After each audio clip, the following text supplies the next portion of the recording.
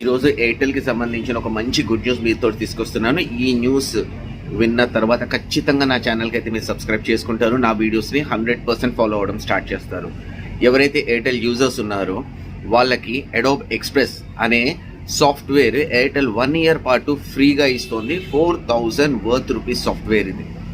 దీన్ని మీరు క్లెయిమ్ చేసుకోవడం చాలా సింపుల్. ఎయిర్టెల్ థ్యాంక్స్ యాప్లోకి మీరు వెళ్ళి స్క్రాల్ చేస్తే కింద మీకు ఒక ఆప్షన్ కనిపిస్తుంది. దాంట్లోకి వెళ్ళి క్లిక్ చేసి అది పేజ్ రీడైరెక్ట్ అవుతుంది.